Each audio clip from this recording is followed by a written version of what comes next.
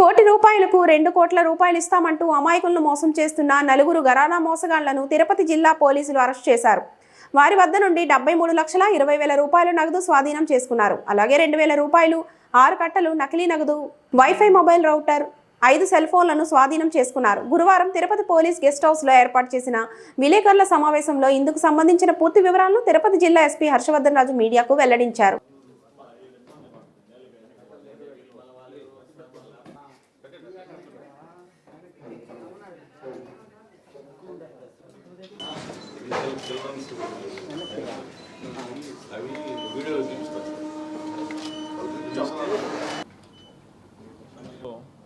ఒక ఘరానా మోసగాళ్ళని, ఒక cheating gang ఒకటిని మనము ఈరోజు పట్టుకోవడం జరిగింది. ఇది మనకు సూళ్ళూరుపేట సంబంధించిన ఒక క్రైమ్ 111/2025లో ఒక క్రైమ్లో ఒక 5 ముద్దాయిల్ని ఈరోజు మనం కస్టడీలో తీసుకోవడం జరిగింది.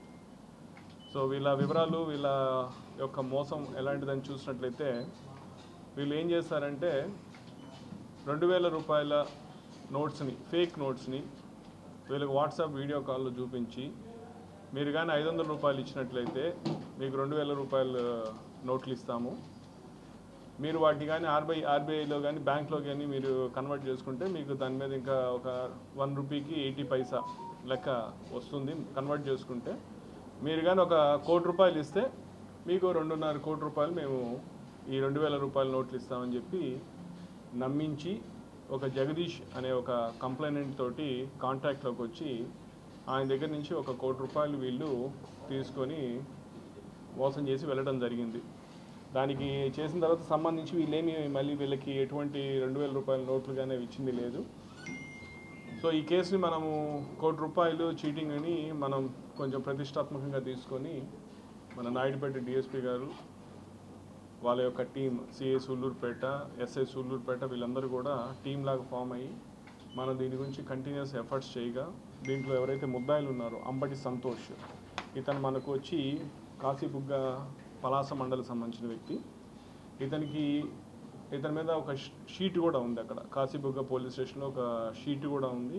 ఇతని మీద 6 కేసెస్ కూడా ఆల్రెడీ ఉన్నాయి. నేర చరిత్ర ఉన్న వ్యక్తినే, ఇటువంటి మోసాలకు అలవాటు పడిన వ్యక్తి. ఇతను ఇంకొక 5గురిని తీసుకొని, దాంట్లో రవితేజ అనే అతను, హేమకర్ అనే ఒక అతను, మహేష్, సత్తిరెడ్డి, వీళ్ళందరూ కూడా దీంట్లో రవితేజ అనే అతను ఇతనికి అసిస్టెంట్. అట్లాగే హేమకర్ అనే అతనేమో మన తిరుపతి వాస్తవ్యుడు. ఇతని మీద కూడా ఆల్రెడీ ఒక కేసు ఉంది అలిపిరిలో. ఇతను కూడా ఇతని కార్ డ్రైవర్ లాగా కార్ అరేంజ్ చేసేదానికి ఇక్కడ హెల్ప్గా ఉన్నాడు. అట్లాగే సత్తిరెడ్డి, ఇంకొక అతను వచ్చి ఉమామహేష్ అనే ఇద్దరు కూడా ఇతనికి బంధువు వరుస అవుతారన్నమాట, ఈ మెయిన్ అక్యూజ్డ్కి. సో వీళ్ళందరినీ కూడా ఈరోజు మనము వాళ్ళని అదుపులో తీసుకొని వాళ్ళ దగ్గర నుంచి మనము 2 ఇన్నోవా వెహికల్స్, దాదాపు 73 లక్షల రూపాయలు నగదు, అలాగే వాళ్ళకి సంబంధించిన ఒక 5 సెల్ ఫోన్లు, ఇంకొక వైఫై మోడెం ఒకటి వాళ్ళ నుంచి మనము సీజ్ చేయడం జరిగింది. వాళ్ళందరినీ కూడా ఈరోజు వాళ్ళని కోర్టు ముందు మనం ప్రొడ్యూస్ చేయడం జరుగుతుంది. నిజానికి ఇది చాలా మంచి వర్క్. చాలా మన వాళ్ళు కూడా సైంటిఫిక్గా దీని గురించి ఇన్వెస్టిగేట్ చేసి ప్రాపర్గా లీడ్స్ అన్ని వర్కౌట్ చేసి వాళ్ళ ముద్దాయిలందరినీ కూడా ఈరోజు పట్టుకోవడం జరిగిందనమాట. సో ఈ ఎంటైర్ టాస్క్లో మంచి ఎఫర్ట్స్ చేసినటువంటి మా డిఎస్పీ గారు, అట్లాగే వాళ్ళ ఇన్స్పెక్టరు, వాళ్ళ టీం అందరికి కూడా నా ప్రత్యేకమైన అభినందనలు తెలియజేస్తున్నాను. అంటే ఇటువంటివి ఉన్నాయి కానీ మన దగ్గర కాలేదు. మన దగ్గర ఇది ఫస్ట్. ఇప్పుడు దీంట్లో నేను చెప్పినట్టు సంతోష్ అనే అతని మీద అయితే ఇటువంటి కైండ్ ఆఫ్ చీటింగ్ కేసెస్ ఉన్నాయి. ఆయన నేర చరిత్ర కలిగిన వాడే తను. సూచనలే మనం కంటిన్యూస్గా అవేర్నెస్ చేస్తాం. బాబు ఇదిగో ఈ విధంగా ఆశ చూపించి ఎవడైనా 1 కోటి రూపాయలకి 2.5 కోట్ల రూపాయలు నోట్లు ఇస్తాడా? ఎవడు అంత బుద్ధి లేనివాడు చేసేది? మనం దానికి కొంచెం ఆలోచించి ఇది కరెక్ట్ కాదు, మనకు అత్యాశ ఉండకూడదు. ఈ మోసాలకి విక్టిమ్స్ అయ్యే వాళ్ళందరూ కూడా ఏదో ఒక విధంగా అత్యాశగిపోయే వాళ్ళే. కొంచెం ఆలోచించి, కొంచెం మనసు పెట్టి ఇది సాధ్యమా, ఇట్లా అవుతుందా అని తెలుసుకొని కానీ చేసినట్లయితే ఈ మోసాల బారిన పడకుండా ఉండొచ్చు. మనం కూడా కంటిన్యూస్గా అవేర్నెస్ క్రియేట్ చేస్తున్నాం, చెప్తున్నాం, అన్ని ప్లాట్ఫామ్స్లో చేస్తున్నాం. పబ్లిక్ తోటి రెగ్యులర్గా ఇంటరాక్ట్, మామూలు physical interaction in the sense వాళ్ళతో వెళ్ళి పర్సనల్ ఇంటరాక్షన్ లెవెల్లో చెప్తున్నాము, సోషల్ మీడియా ప్లాట్ఫామ్స్లో చెప్తున్నాము. ఇదిగో ఈ ప్రెస్ మీట్లు ఆర్గనైజ్ చేసినప్పుడు చెప్తున్నాము, టీవీలో చెప్తున్నాము, రేడియోలో చెప్తున్నాము, అన్ని చోట్ల అందరూ చెప్తున్నారు పోలీస్ ఆఫీసర్స్. అయినప్పటికీ కూడా ప్రజలు ఇంకా ఇక ఏదో వస్తుంది, ఎక్కడో డబ్బు వస్తుందన్న ఇదిలో పోయి చేస్తాను. దయచేసి అందరికీ నేను విజ్ఞప్తి ఏమిటంటే ప్రజలందరికీ కూడా ఏది ఎవడో కానీ ఊరికే మనకు డబ్బులు ఇస్తాడనో, లేకపోతే ఇది మారిస్తే మీకు ఇంకొంత ఎక్కువ డబ్బులు వచ్చేస్తాయని చెప్తే దయచేసి నమ్మకండి. అది ఖచ్చితంగా మీ పైన వేసేటటువంటి మోసపూరిత వలే. మీరు దాన్ని కానీ అర్థం చేసుకున్నట్లయితే ఈ నేరాలన్నీ కూడా చాలా వరకు మనము ప్రివెంట్ చేసేదానికి అవకాశం ఉంది. ప్రజల్లో అవగాహన అనేది చాలా చాలా చాలా అవసరం.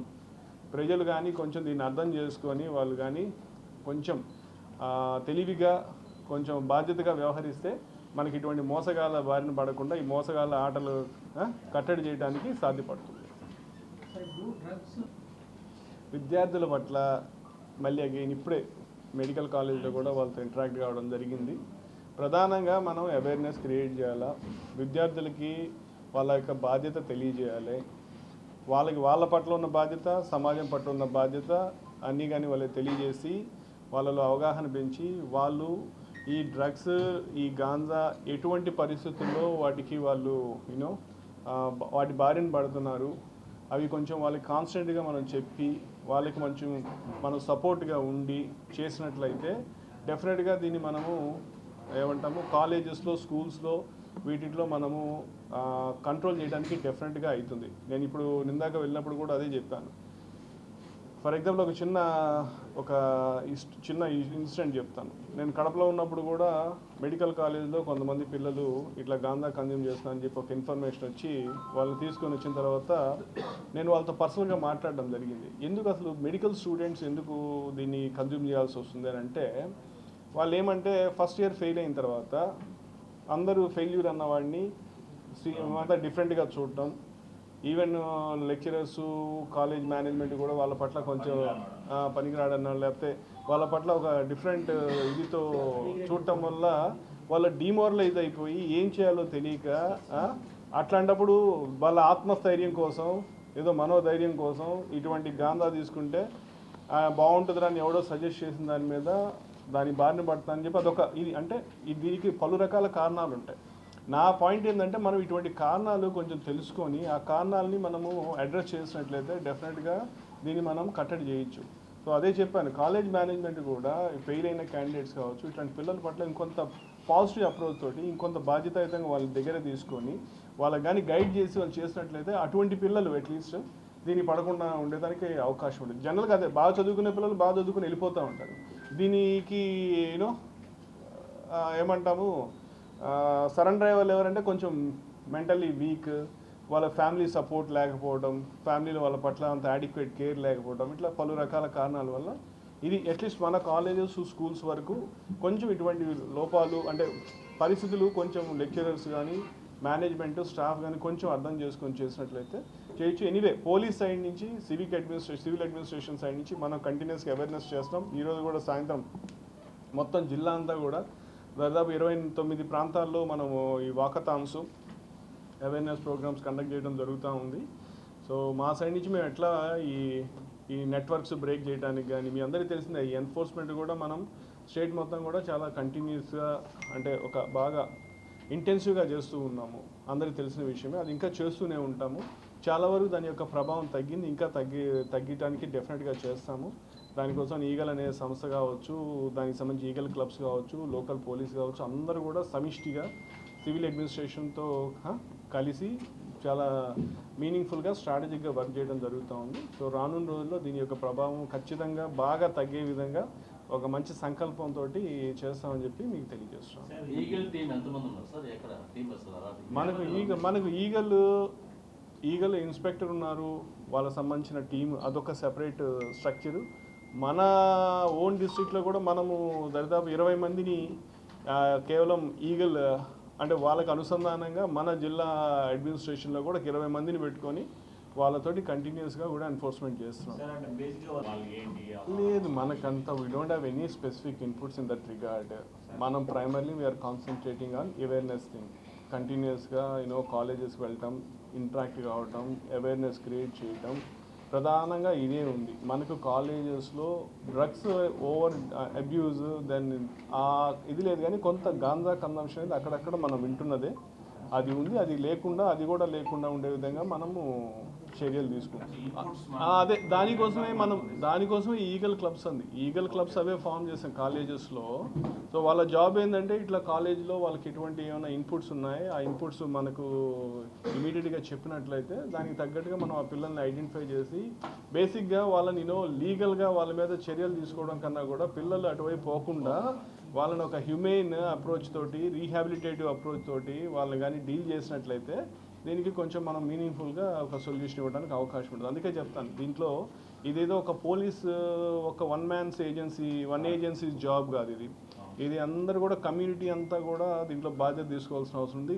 ఆ ఉద్దేశంతో కమ్యూనిటీ అందరికీ తెలియాలనే ఈరోజు మనం ఈ అవేర్నెస్ కావచ్చు, ఈ వాకథాన్స్ కావచ్చు, ఇవన్నీ కూడా అందరూ మనం బాధ్యులయ్యి అందరూ దీంట్లో సమిష్టిగా చేస్తేనే మనం ఈ సమస్యకు ఒక పరిష్కారం చూపించగలుగుతాం.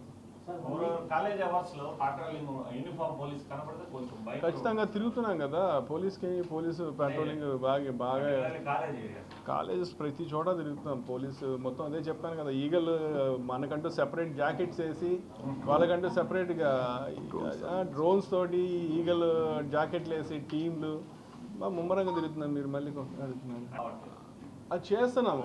అంటే వాళ్ళ పిల్లలందరూ వాళ్ళెవరన్నా ఐడెంటిఫై చేయడం జరిగింది. వాళ్ళు అప్పటి నుంచి పిల్లలు ఇళ్ళల్లోంచి పారిపోయినారు, వాళ్ళ కోసం చేస్తాం. ఇప్పుడు మనం డ్రోన్స్ గురించి మాట్లాడితే ఇదివరకు ఇటువంటి ఎన్ఫోర్స్మెంట్ లేదు. మనకి ఏదైనా స్పెసిఫిక్ ఇన్పుట్ ఉండి ఎవడైనా చెప్తే తప్పితే ఇప్పుడు ఏం లేకుండా మనం ఏరియా మీద డామినేట్ చేస్తున్నప్పుడు టక్కన ఐడెంటిఫై చేస్తాం, వెళ్ళి చేస్తాం. సో ఇది ప్రోయాక్టివ్గా చేస్తాం. సో కాబట్టి ఇట్ టేక్స్ టైం. కానీ బట్ అన్నిటికీ కూడా we're trying to put systems in place. అన్నిటికీ పెట్టి మీనింగ్ఫుల్గా కన్స్ట్రక్టివ్గా చేసేదానికి ప్రయత్నం చేస్తున్నాం. ఎక్కువ అంటే అదే దానికి ఎంత ఎక్కువ అనేది చెప్పలేం. అక్కడక్కడ నేను చెప్పాను కదా ఇందాక, లేదని అనట్లేదు, మరి అంత ముమ్మరంగా విస్తృతంగా ఉందని మనం భావించట్లేదు. యాజ్ అండ్ వెన్ మనకు వచ్చే ఇన్ఫర్మేషన్ బట్టి చేసేదాన్ని బట్టి చేస్తాం. ఈ పర్టికులర్ ఇన్సిడెంట్ అయితే ఒకసారి కనుక్కుంటాం, అది మన నాలెడ్జ్కి అయితే ఇంకా రాలేదు. అది అలా ఉన్నప్పుడు ఆ కాలేజ్ మేనేజ్మెంట్ కూడా వెంటనే పోలీసుకి చెప్పాలి. వాళ్ళు అది ఆ రీజన్స్ మీద అట్లా చేయడానికి లేదే, అదే తప్పు. అదే తప్పు. నేను ఇందాకే అన్నాను, వేయకూడదు. ఉంటే ఎందుకు అసలు దానికి అయ్యాడని చెప్పి మన సమస్యను గుర్తించి వాడు ఎందుకు అనేది మనం వాడిని రీహాబిలిటేట్ చేసే విధంగా, వాళ్ళు మార్పు వచ్చే విధంగా చేయాలి. కానీ అసలు ఎవరికి చెప్పకుండా గోప్యంగా ఉంచి వాడిని చేసేస్తే వాళ్ళు మార్పు ఎట్లా వస్తుంది, మన సమస్యకి ఎట్లా పరిష్కారం చూపించగలుగుతాం, అది కొంచెం అర్థం చేసుకోవాలి.